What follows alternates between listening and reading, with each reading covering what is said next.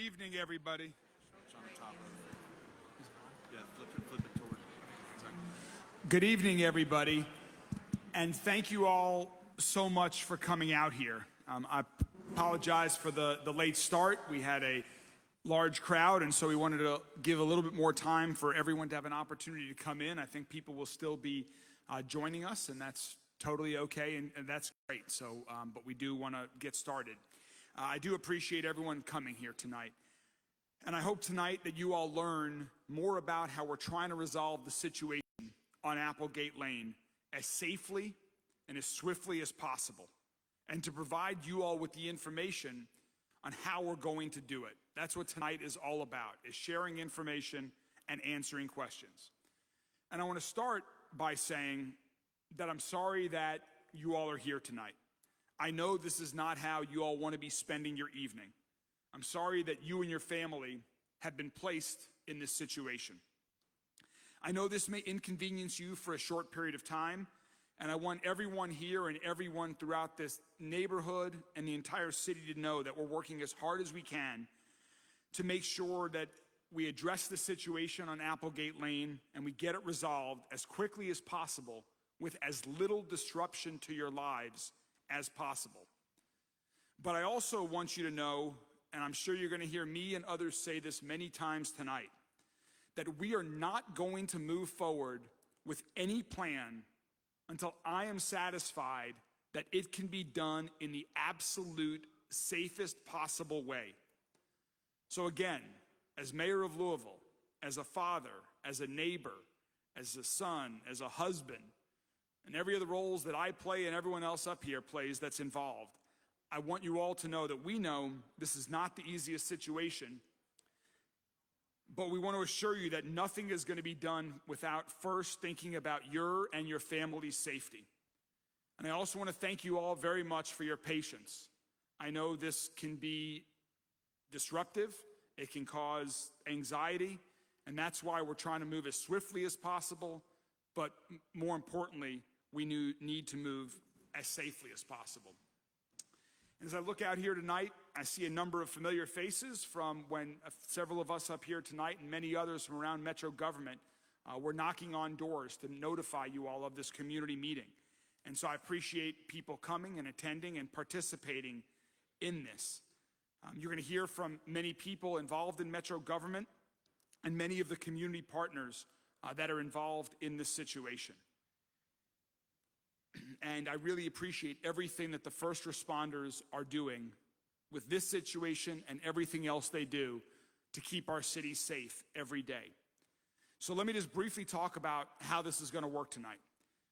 Folks up here along with me are going to provide some information with a little bit of a presentation first to give you as much information as we can right now, and also to help make sure that the questions that you all have get answered. We'll share some information about how we got here, how we're expecting to resolve this as safely and as quickly as possible, what you can expect before, during, and after, and above all, what we are doing to ensure everyone's safety. And then we'll get to your questions, which we know are incredibly important. Hopefully we answer some during the presentation, but we want to answer as many questions as we can tonight. So I think most of you or all of you should have gotten a sheet of paper when you all came in, and please write down your questions. We're going to have folks that are gathering the questions, and then Deputy Mayor for Emergency Services, David James, will be collecting those questions and making sure that as many of those get asked as possible. If you need materials to write down a question, please raise your hand and someone can get you a pen and a piece of paper. I think a lot of people have a lot of questions, so here's some, if some folks can get some pens and paper here in the front, that would be great. And also, if you did not provide your contact information with us when you came in, please do so that will help us keep in touch as this situation develops. Before I introduce my colleagues up here with me today, let me just reiterate something that I said earlier and that, again, I think you're going to hear a lot today.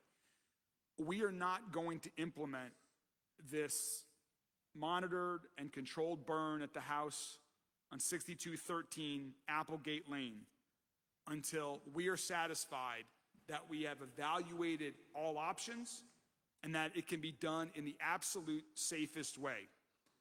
And so to that end, one of the agencies that we reached out to over the past week that we've been working on this is the United States Environmental Protection Agency. We have asked the EPA to come to Applegate Lane, and they will be exploring other options before we move forward with this monitored and controlled burn. So that probably means that before this might happen, it will be a little bit longer of period of time before it does. But again, safety is the number one priority. And so we want the EPA to take a look at this to see if there are other options. We're working on parallel paths. We remain every day working to meticulously plan the burn while we're looking at this other alternative in bringing the EPA in here. Again, we want to get through this as quick as possible, just like all of you do. But safety is going to always come first. Safety for our first responders, safety for you and all your neighbors, and safety for our entire city. So please, I just wanted to provide that update since the last time we provided a public update. So let me first introduce who's up here, and then we're going to begin a couple of welcomes from some others. Actually, before we get to the introductions, let me also first see if Senior Pastor Aaron Harvey, he is our host tonight from Highview Baptist Church. Pastor Harvey was very gracious that he and his congregation are welcoming him here into his beautiful church here tonight. And so thank you very much, and the floor is yours. Excellent, thank you. Ray, we do want to say welcome to you, and we are just thankful that we get the opportunity to serve our community tonight.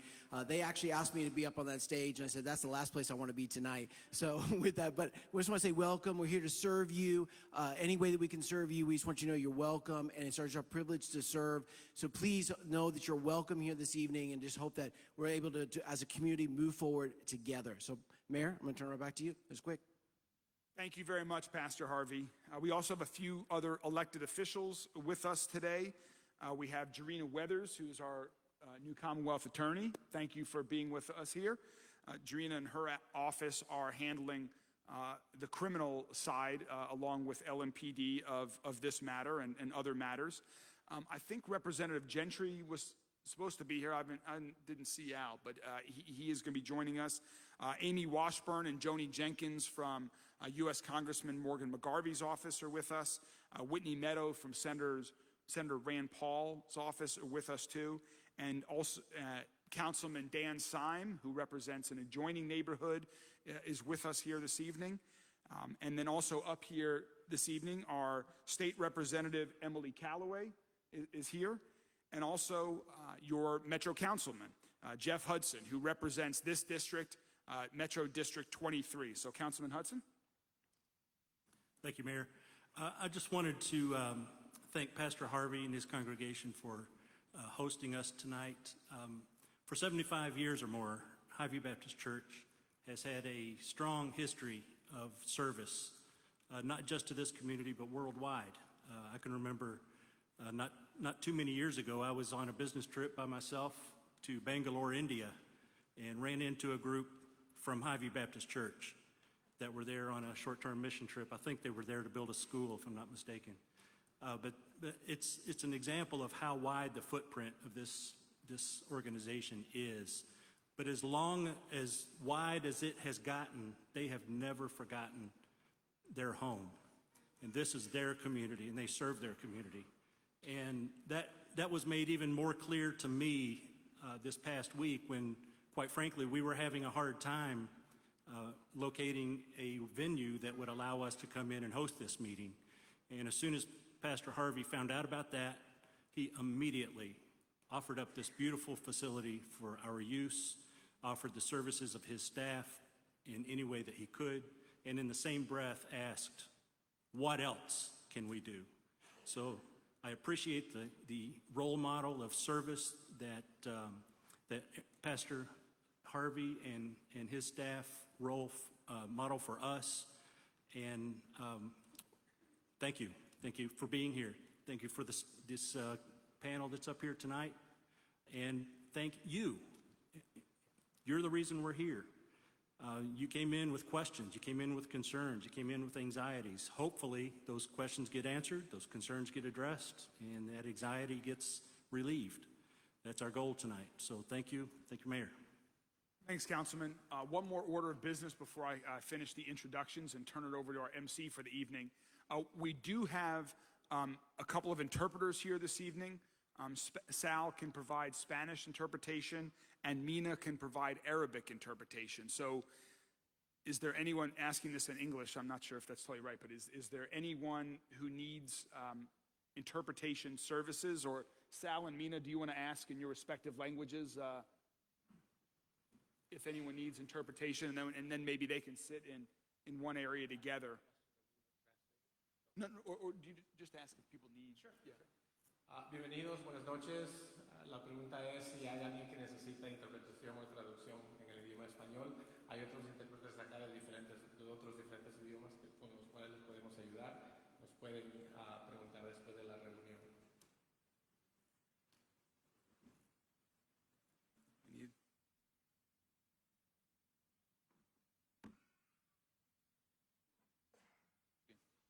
She's just going to ask if anybody needs Arabic services.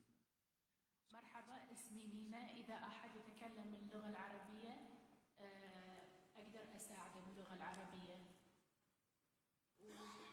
المترجمين الباقين ومين يتكلمون اللغات الثانية.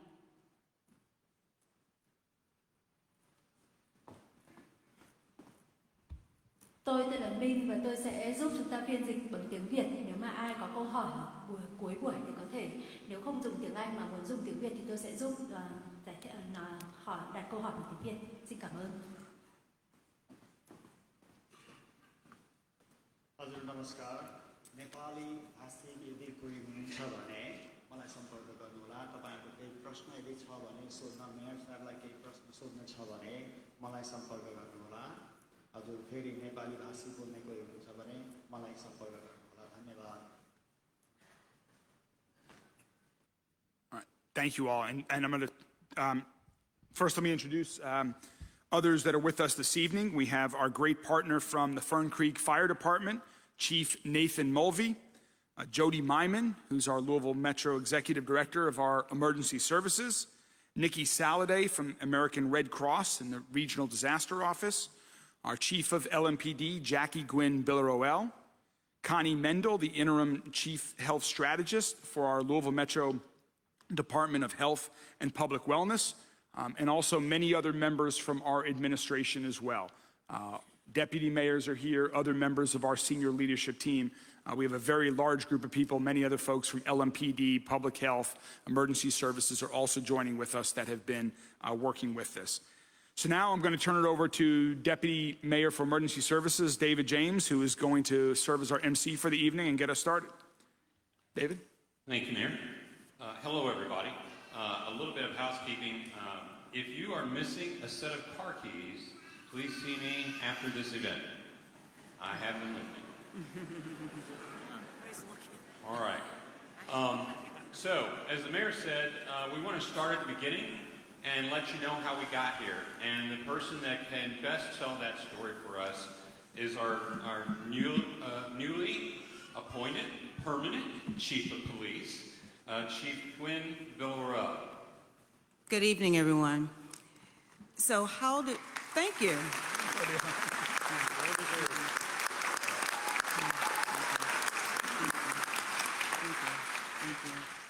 You're too kind. Thank you so much. So let me reiterate what our mayor has stated, that your safety is top priority for LMPD. I know that there's anxiety. I know that there's a lot of questions, and rightfully so. But I want to stress tonight that LMPD will do everything within its power in order to keep you safe and informed. So with that, how do we get here tonight?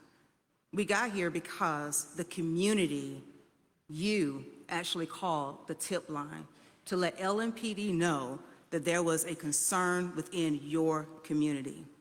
You actually dialed 502-574-LMPD. We know that that line works. because that information came into my officers and they did not delay on doing their due diligence to do a proper investigation that yielded us to be here today. With that investigation, they were able to develop a plan in order to engage, as we know now, to be Mr. Hibble. And within that conversation, it came to be that he expressed that he had some explosive and chemicals that should not be in his possession. So my investigators actually did their work in order to ensure that they had access into that house properly in order to discover what they found today. So with that, we're here now. And an arrest was made on Mr. Hibble for wanton endangerment in the first, but I'm happy to say that the Commonwealth Attorney's Office took that case and added an additional charge onto him, burglary in the first and in the second degree, because he then was actually residing unlawfully in another resident of 6211 Applegate Lane. And so henceforth, that is why the burglary charges were added onto him at this time. So the conditions of the home, as we stated before, is a hoarder type situation, which is very dangerous for anybody to be inside and to navigate through that with the unknown. What is actually going on in that home that we don't know anything about. But I am again happy to say that that particular dwelling is safer than it has ever been in years, because now we have control over it and we are around the clock monitoring that location. But I'm going to ask for your continuous cooperation as we navigate through these uncharted waters that we're in right now. And so with that, you being here tonight, asking us questions, you're listening to us as we give you proper direction, will allow everybody within this space to be safe. So that is why we're here today. But I gotta go back and say, it is because now we are having this community dialogue, and it is working, that we're getting the information needed in order for LMPD to do its job effectively and safely, and that is with your help. So again, I say thank you, and LMPD is here to serve you. Yes, he was gonna. If you want to show the slides, Matt, so this is a location of 6213. As you can see, the debris and other items. And this is why it's so delicate dealing with this situation. Those of our officers that are there and other state, local, and federal partners, and they have to really get suited up in order to deal with this environment. And they're only able to go into, at that time, we're only able to go into this particular dwelling place for roughly 20 minutes or less at a time because of the heat, and then plus what they were wearing. So it's truly a daunting task. That is what the home looks like on the inside. This is a situation in which we're dealing with, which is, again, I have to go back and say, is very delicate and unsafe. So again, this is why we're here, and we are just, we're grateful that we do have the location secure at this time, and we'll navigate through this together. Mayor? David? Thank you. And as each of the presenters will present to you, if you have questions of what they said, just remember those questions, and when we get to the end, we'll come back to answer those questions. Next is the Chief of the Fern Creek Fire Department, Nathan Mulvey.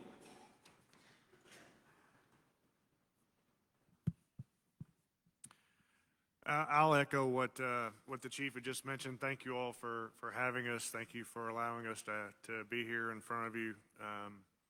You know, this is, for all of us, a very challenging situation.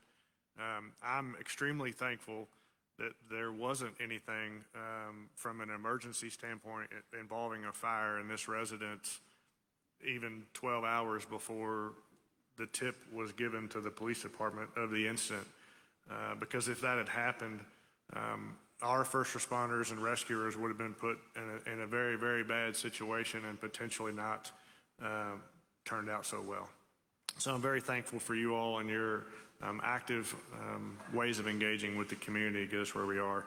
So I've been asked to speak briefly on some of the sights and sounds if or when a fire is conducted from that perspective of what you might anticipate hearing as a result of a fire. So typically when there's a structure fire involved, some of the things you're going to hear is loud whistling, crackling, popping. There obviously is smoke. Smoke is the process of the materials inside the house burning off and the gases as a result that enter into that smoke and then anticipate dissipation of that. In a hoarding condition, the unfortunate thing is there's a lot of circumstances where you don't know what you don't know.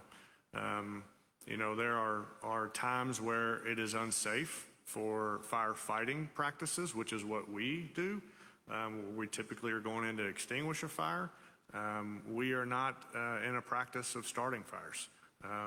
So our job will continue to be maintained as fire protection agency, and we'll do everything we can to continue to maintain an atmosphere accordingly for our community and our first responders.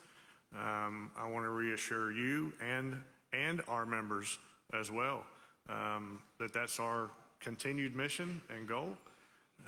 And we are here to continue to support this police matter. We have from the day it began, and trying to help keep them safe as well as you all. So thank you again for allowing us to be here, and hopefully we can continue to navigate this and find clarity for everybody as we work to mitigate and resolve the issues. Thank you, Chief. And next is Jody Myman. He's the Executive Director of Emergency Services for Metro Government. Jody? Thank you, Deputy Mayor James. So, again, I'm the Executive Director for Louisville Metro Emergency Services. So we're the overall coordinating agency for events like this, whether it's a planned event of some kind or it's an emergency or incident that happens out in the community. So we began with this as LMPD started to go into the building and they realized the magnitude of the incident, and we were working within the incident command system with them. And then once we determined the extreme magnitude that we were involved in, we set up an all hazards incident management team, and it's what we do with our larger events and our larger incidents. And what we set up a unified command with all of our partner agencies, so it's not just one person making the decisions. It's a group of people, individuals, with all the stakeholders that are playing roles in the incident. And then we created a command and general staff.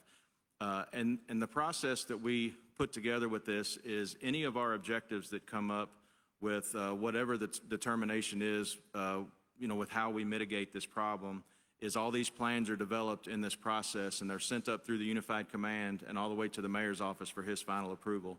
So we want to let the community know that it's not just one person or not just a few people that are making these decisions. We've got over 60 people right now, stakeholders within several different organizations, local, state, and federal, who are in this process right now, creating these objectives and making the decision on what's going to end up happening. So if and when potentially this burn does take place, some of the things that you can expect 24 hours before the actual burn takes place is obviously we've got to localize the street. We've got to close the street down for just residents that are on that street, so the first responders can come in and actually set up the house for the burn that's going to have to take place. We are looking for the best possible day to do this, and what I mean by that is weather. Weather can play a huge role in this. We want a nice clear day, low humidity, obviously light winds, because we want the smoke to go up as far into the atmosphere without affecting the community. And if you can imagine, if it's a cloudy day or a rainy day, that smoke is just going to crash back down into the neighborhood. So we don't want that. So obviously our partners with the National Weather Service are going to play a huge role in this for determining which day if and when, like I said, this takes place, when it's going to take place. We've got a really good messaging system and technology within Metro government, and it's called Lens Alert. It's the Louisville Emergency Notification System. If you haven't signed up, please go to louisvilleky.gov. We've got the link here that you can sign up for Lens Alert, and you choose the type of emergency notifications that you get. One of the other tools in our toolbox that we'll be able to use with messaging the community is what's called the IPAWS communications. It's the Integrated Public Alert and Warning System that we can get to you whether you've signed up for it or not. I don't want to say that to discourage people from signing up. We want you to sign up for Lens Alert, But in the event that you're not signed up, we can touch every device, every phone. It's the type of emergency you get when a tornado happens or some type of Amber Alert or other notification like that. So we have the ability to send that out from our 911 communication system. Barricades will be set up and street closures, or they will be put out in order to put those out for the next day. If an evacuation is necessary, we will provide the community up to 48 hours notice when we choose to do this. Obviously, we do not want to inconvenience anyone, but your safety is of the utmost importance, and if there is an evacuation that's necessary, we want to give you as much time to plan for that. Air monitoring is going to be set up. We've got the capability between local, state, and federal agencies to provide a magnitude of air monitoring systems where we can test the atmosphere in several different areas up to several miles away to see if we're getting any adverse conditions because of the burn. So those will be set up before and stay after, and stay set up as long as we have to. If you're here for a family member and you'd like us to assist you or learn how to set your family member up, sign up for Lens Alert, please see us at the end and we can help you with that as well. The day of the burn, like I mentioned, we're looking for perfect weather. The iPaws and the Lens Alert will be sent out again.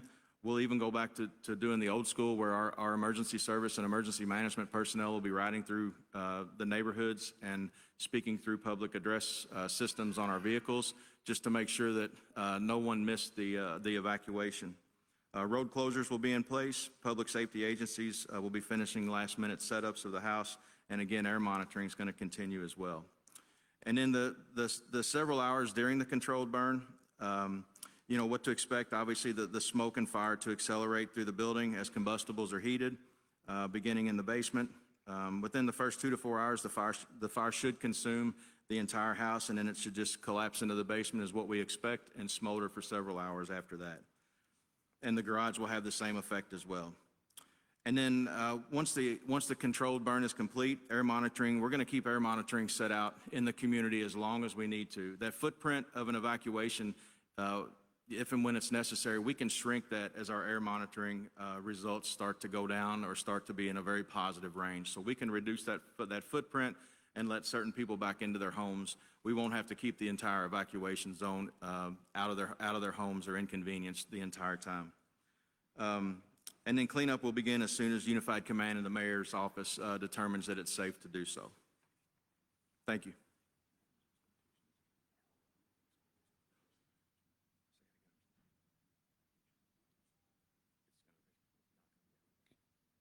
Thank you.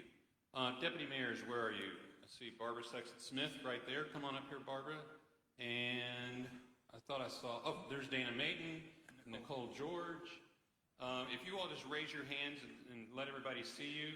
If you have questions or if you need an index card to ask questions with, please flag one of these outstanding deputy mayors down. Thank you.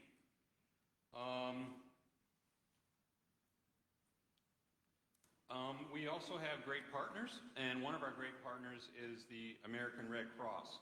And we have Nikki Saladay here. She's the Regional Disaster Officer for the American Red Cross. Nikki? All right. Good evening, and thank you to the Mayor's Office and the Emergency Manager's Office for inviting us to be here tonight. I'm going to keep this really short and sweet. Just want to let you know that we are here. We've been working closely with the local emergency managers, the Department of Public Health here in Louisville, as well as some of our partners, to make sure that should the need arise, we are here and able to support with our Red Cross staff, our volunteers, and our supplies as we're needed. That's all that I have. Thank you for letting us be here. Thank you, Nikki. And we have, with the Louisville Metro Public Health and Wellness, the Interim Chief Health Strategist is Connie Mendel.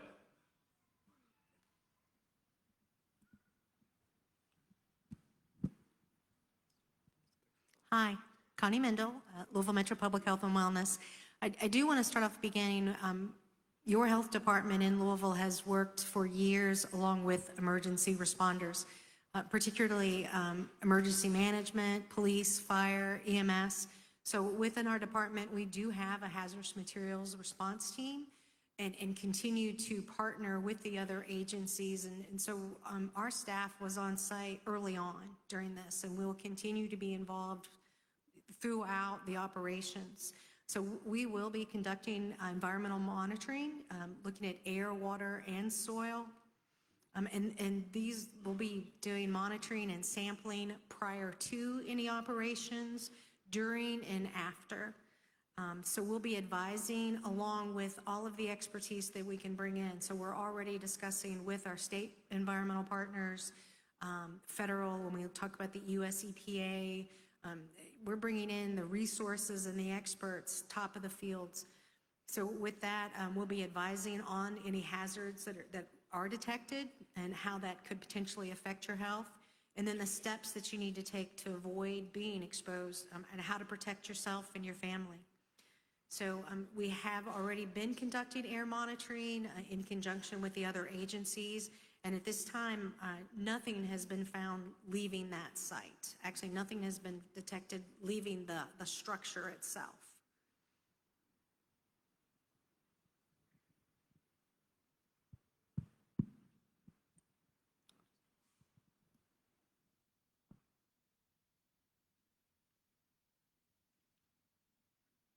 All right, thank you, Connie. So next, we are going to start with some of the questions that you all have turned in. And the first one is, for neighbors not contacted, if an evacuation is deemed necessary, the demographic form will be on the Louisville Metro website. That was a statement. Oh, I'm sorry. There we go. Here we go. What happens if our property value drops?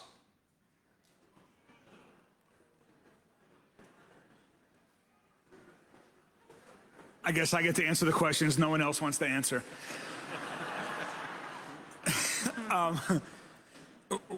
We don't expect that to happen. There's nothing that we're working on right now that has given me any reason to believe that there are long-term impacts of this. Everything that we're dealing with here, even if we do have to do this monitor and controlled burn, would be short-term in nature. We are focused. That's something that we don't want to do anything that's going to cause long-term impact, not for real estate values, but for your health. And so that's what's driving this. We are not going to do this until we are convinced that this is safe in the short term with limited evacuation and temporary, and in the long term for everyone. So that is a top of mind, and we do not expect any long-term impact. Thank you. What if you cannot vacate your property? Well, if there's...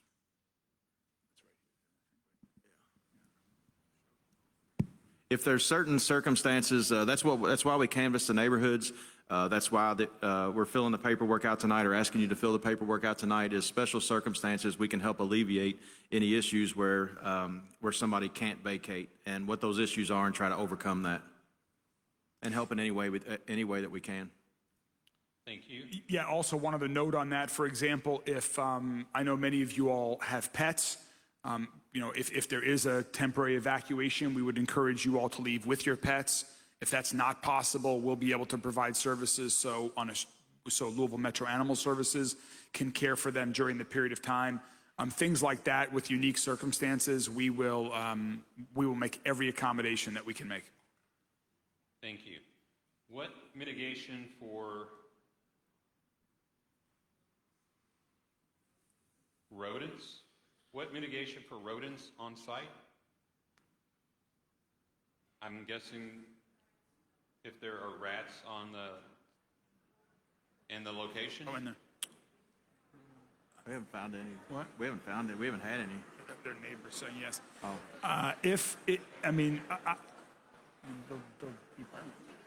Yeah.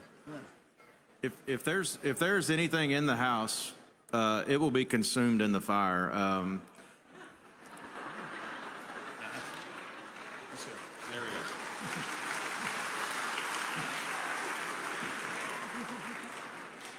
All right, one more question. Do we need to pressure wash our homes after the controlled burn?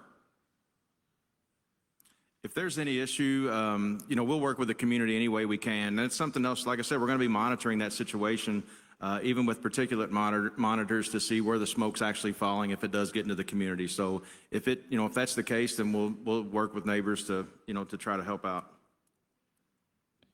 Thank you. How will you protect our homes from looting?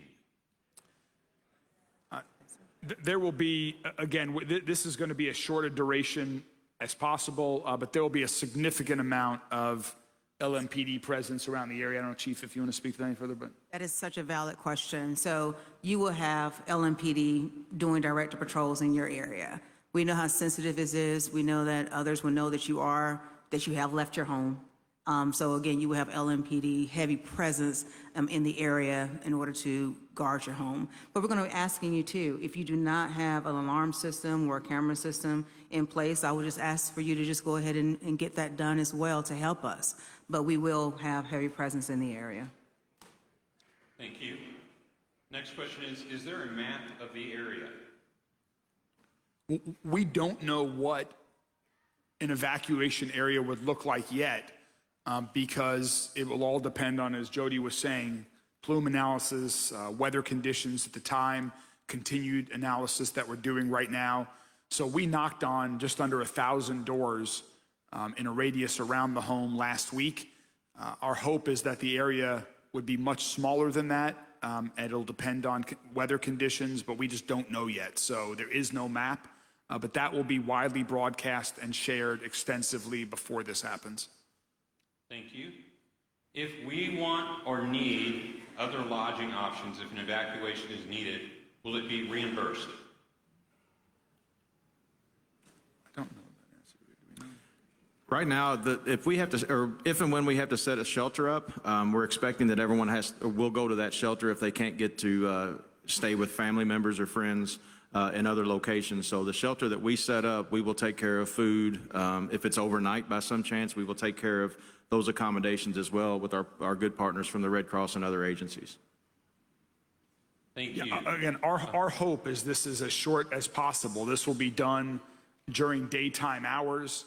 And our hope and everything we're planning for right now, and based on all the information as we have, is that this will be a very short time in duration. Yes, we don't want anyone to have any kind of financial constraints due to this issue.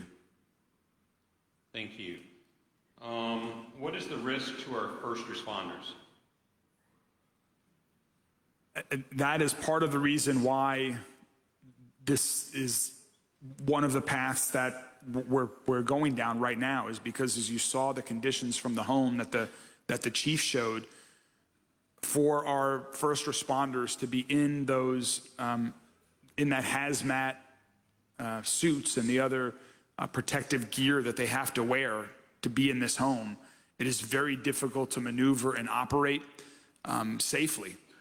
And combine that with the fact that it's a hoarder's house, and so our robotic equipment cannot go in there to remove all of the material because of that. That's why we find ourselves in this position. Now, as I mentioned, we are in conversations with the EPA. They are coming to town. They are assessing the situation, and they might have a different strategy that can address this. And if they do, that is something that we are certainly going to very seriously consider. But with the local resources that we have, we've reached out to many private sector contractors over the course of the past week, based on the other folks that we have talked to that are experienced in this area. This is the path. And again, but we continue to work parallel paths with the EPA right now. Thank you. And how will JCPS change its bus routes if necessary? So we have, I think that's a to be determined question. There is a bus stop very nearby. You all know the bus routes better than I do, but we have been in close contact with JCPS on this, and we will certainly plan accordingly with them beforehand, but we don't have an answer yet on that. Part of it depends on, you know, what day it happens. Does it happen on a weekday or a weekend and things like that? So that's still up in the air. Thank you. Can we be forced to leave? In a situation like this, due to the declaration of the disaster, that's what we're looking into. We ask for your support in trusting our judgment and believing in us to, if we ask you to leave and we ask you to seek shelter, you know, like I said, we're asking you to trust that. But legally, that's something we're looking into. Thank you. Can my pet stay in the house? Yeah, as I mentioned earlier, we would advise you, if your house is under the area of evacuation, we would encourage everyone to take their pets with them. Thank you. And how will this affect my garden?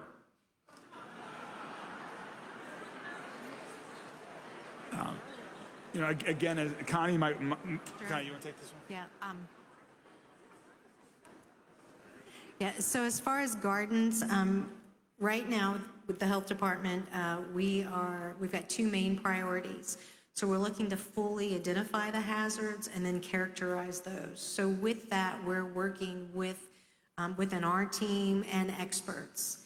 So we're working with the CDC, working with the state environmental group, air pollution control districts and everything. So that research is ongoing.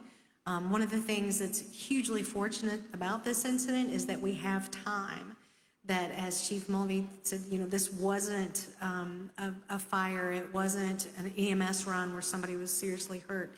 So we have time to fully investigate and research this. So we will let you know, as far as your garden, if there's a particular way you should wash your vegetables afterwards or your produce, we'll be providing that information to you. Thank you. And when will the yards be safe for children to be able to play? Yeah, and the same idea. I don't want to give you any answers unless I'm certain. So we are absolutely working with the most expert people in the country to get that information, and we'll share that. You know, most things, you know, again, looking at the plume modeling, we'll be able to monitor anything as far as operations, as far as ash. Generally, you're going to see ash from a standard structure fire. So a lot of that is rinsing down, and you know, we're going to advise beforehand, if you're in the very immediate area, to cover your pool ahead of time, just so you know you're not clogging up your filters. Thank you. And is there a plan to burn both homes? No. We are just focused on 6213. We've been able to go through the house at 6211, and we believe that structure is safe, and anything that's dangerous has been removed from that home manually by people. And let me just say one other thing about the last question as well. Just to, we've said this, but just to reiterate, right now, the situation is safer than it has been in years. We, of course, didn't know how dangerous it was until very recently, as the chief described. But right now, there should be no concern about kids playing in the yards or anything like that. You know, there's no reason to believe there's any kind of leakage of any of these chemicals or anything like right now. So kids can, and everyone here can be outdoors as normal. There's nothing different about the air or ground at this point in time, and we believe it's safer than it has been. Thank you. And what have other communities done in this situation? So we've reached out to several subject matter experts throughout the United States, and unfortunately, there's not been many situations like this. So over the past 15 years, they think it's only been about 8 to 10 times that this has ever happened. So we've been communicating with some of the agencies. There's been a lot of turnover, obviously, and some of the people that were involved in those situations aren't around anymore to be able to communicate with. But our federal partners from across the country have put us in touch, and we've actually spoke with two of those areas to see what they did. But unfortunately, even in those situations, they weren't the same as we're dealing with here, with the potential for explosives, the chemicals involved, and in the hoarding conditions. There's just not many situations that's happened like that throughout the United States. There have been, what Jody's referring to, there have been, we believe, about 8 to 10 other situations where there was a monitored and controlled burn of a house that was known to contain substances that aren't great. California, I can't remember where the other ones were, but you know, various parts of the country. Thank you. Should we turn off our air conditioners at the time of the burn? Yes. That's a good question. And who will clean up our yards? I'm gonna combine this together. Who will clean up our yards? What about koi ponds? And what about swimming pools? I think the answer there is what Connie just said. I mean, we would encourage people, if they do have koi ponds or swimming pools, to cover them if you're in the area. Beyond that, we'll provide other information, but we'll do all of the monitoring, but we don't expect it this time. Yeah, so we will have monitoring and sampling, so that will be beforehand, so we have that baseline number during any operations and after, and if needed, long-term, days, weeks, whatever is needed, anytime, if anything is detected. So with that sampling, that would identify what, if anything, is left as far as a residue, and then we would have specific information for that potential hazard. Thank you. Has the house been tested for radioactivity? Yes, our partners from the 41st CST with the state of Kentucky, they came in and did that, and it was determined that there could have been very small, but it could have been something just normally in a house anyway, so they removed that, and there's no more in the house.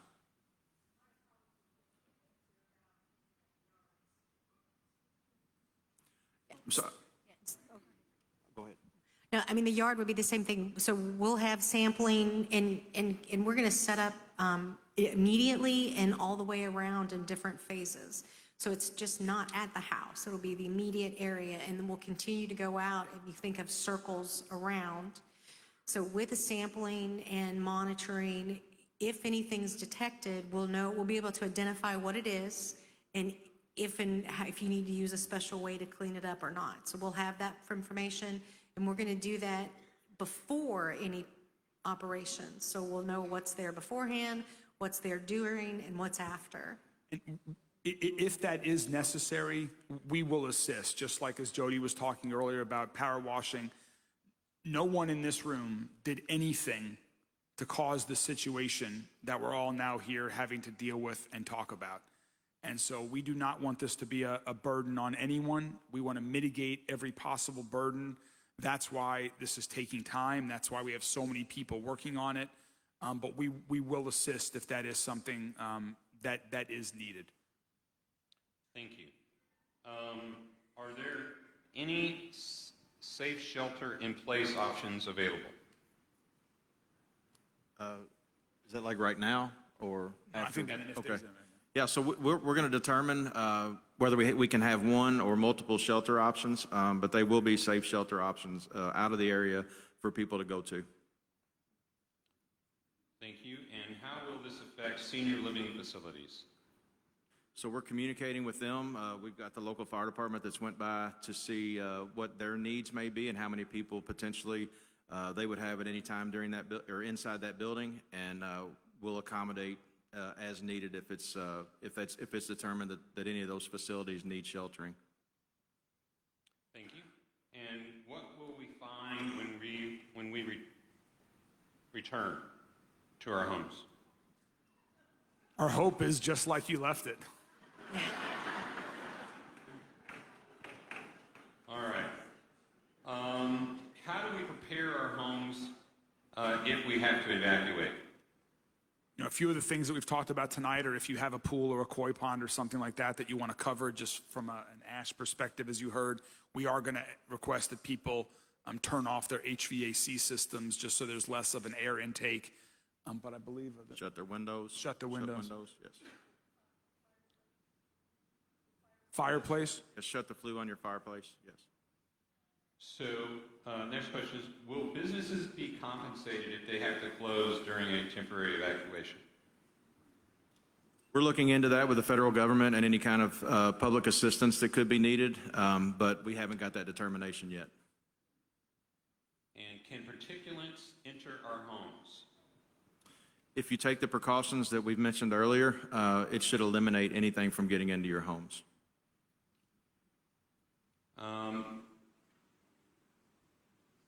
Where will the water used by the fire department go to put out the fire?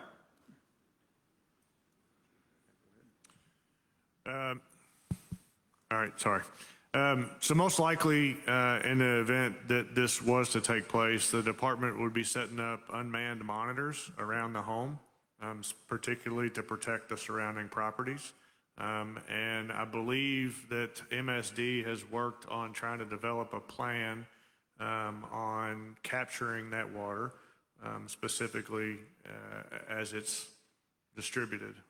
But the intent would be that it would be similar to a water curtain that you might see with a sprinkler system that would be set up to assist in creating a little bit of a thermal barrier between the actual house itself and the surrounding properties. Thank you. Who will pay if my house is damaged?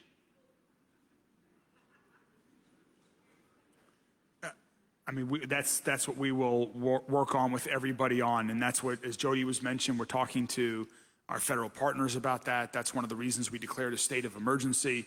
That's something that we've talked to others about, but we do not expect anyone to have to bear that type of loss. Thank you. And will groundwater be affected? No. Groundwater. We don't expect that. Connie, you want to take that? Well, we will be doing groundwater testing. So we'll be doing, again, we'll take pre-operations testing, we'll collect samples,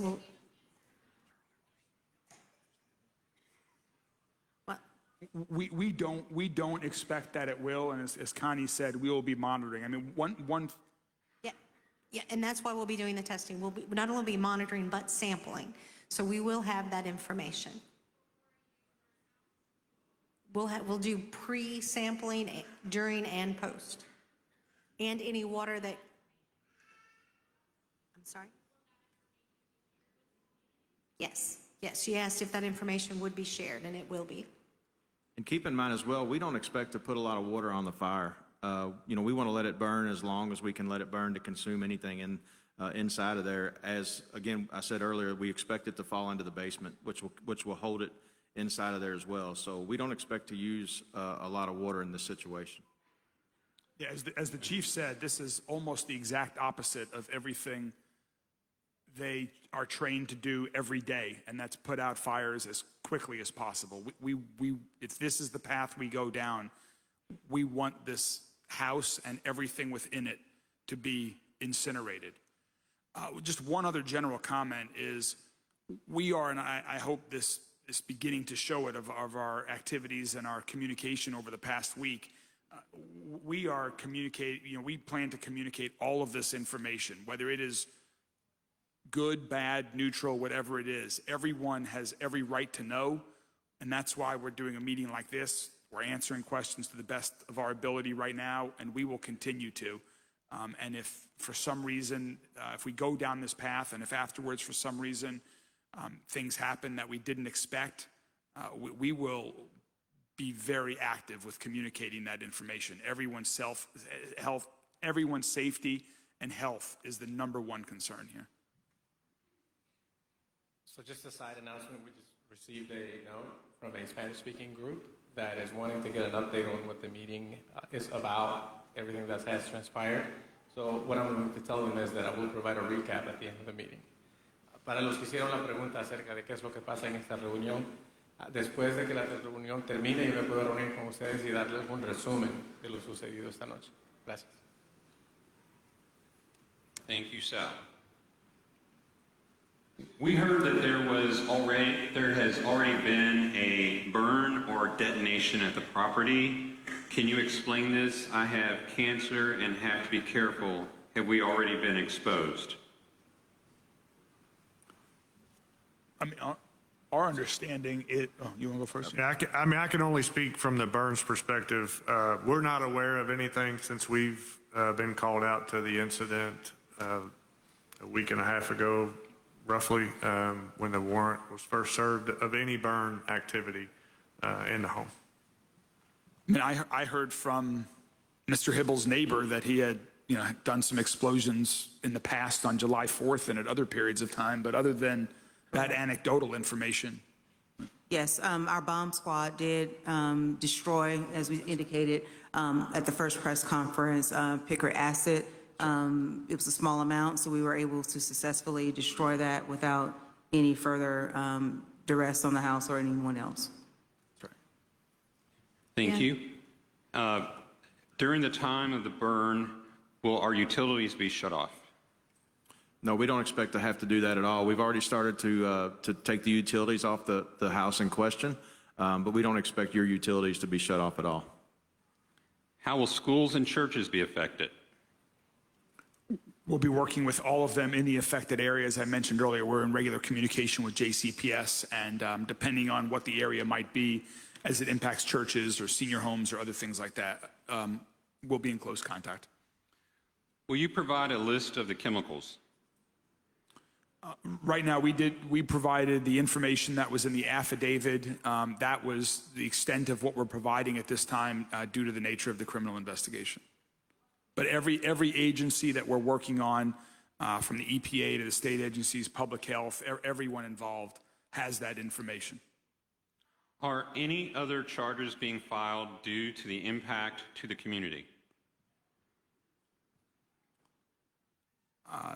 We up here are not aware of any at this time, but again, this case is still under investigation, both from LMPD's perspective, the Commonwealth Attorney is working on that as well, but at this time, we're not aware of any. How will LMAS house animals since they are full? So I believe Ashley Book is here. Ashley, where are you? There you are. So this is Ashley Book. She is director of Louisville Metro Animal Services.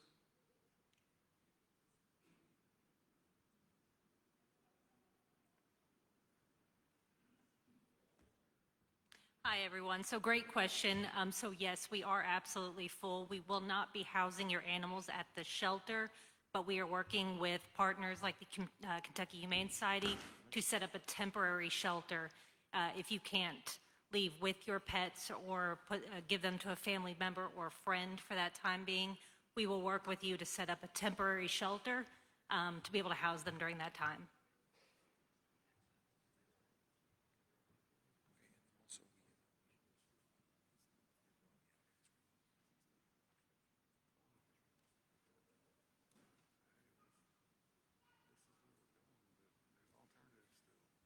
All right. How will we communicate the monitoring and other communications from Metro government? So you all have those blue sheets that you filled out with your phone numbers and email addresses. That's how we will reach out and communicate with you. We'll also be doing it through social media and on our website.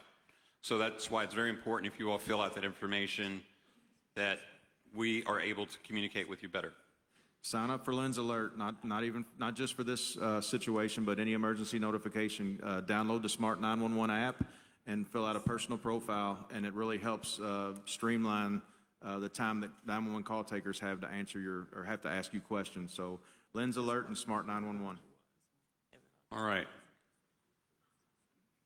Could you please compare this to the Ohio train derailment? So this is a totally different situation. If you think about the Ohio train derailment, that was 1.1 million pounds of a hazardous chemical known as vinyl chloride. So, you know, the chemicals that are in this house are in smaller quantities. So it's nothing like the Ohio train derailment. Thank you. And also, we are planning, that was an unexpected accident again with exponentially more material in it, and this is being planned for. So we're going to have about 5 more minutes of these questions being answered, and then members of the panel will be out in the audience talking to you all. You can speak with them. And there are also other members also, David. Additionally, I mean, there are other members from the administration. And there are other members from the like administration here that you can ask questions of also. Sorry about that. What fire department will back up and assist the Fern Creek Fire Department? Well, fortunately, here in Jefferson County, we're blessed to have a ton of mutual aid support. All of the suburban Jefferson County districts have already reached out and advised they would be able to support, in addition to Louisville Fire and Shively. And that's typical. For those who do not know, we actually have a pretty consistent operating model where we share resources regularly with one another. So operational plans are being developed for if and when this does occur to make sure that, in the event that we are manning this incident and something else happens, we have strike teams and resources available to continue to protect the areas not engaged in this activity. So this question came in Spanish. How do we know that this individual acted alone? And are there any other homes in danger, or is this individual using this situation as a decoy? We've checked with LMPD, with Chief, and the answer is that this individual is acting alone. There's no other homes in any kind of danger. So I will translate that. Su pregunta es de que cómo sabemos si este individuo actuó por su propia cuenta o si hay algún otros peligros en otras residencias.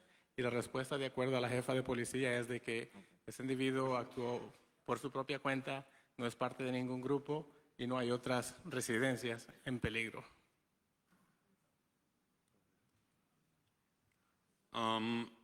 Where will any additional resources for fire stage at the time of the controlled burn?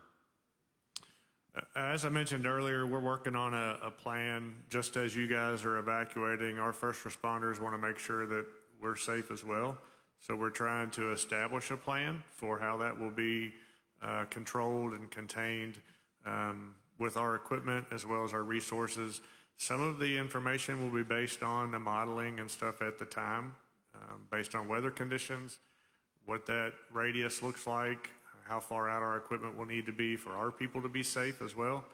So once that's established, we'll have a plan in place and hopefully be better informed in the future. Thank you. And how long do we have to file any claims for damage? We'll communicate with the community after the incident to see if there's any damages in the area and to also see if there's any funding federally that can come back and help as well. What's known as individual assistance in situations that when the federal government gets involved. So we'll communicate that. We'll have certain locations that you can go to express any damage or show any damage that you may have had. But again, we're not expecting that, due to the modeling we've done. Previously, years ago, and I come from the fire service, we could burn houses for training years ago. And we were able to do a really good job of keeping, and obviously they didn't have chemicals in there or it wasn't a hoarding condition.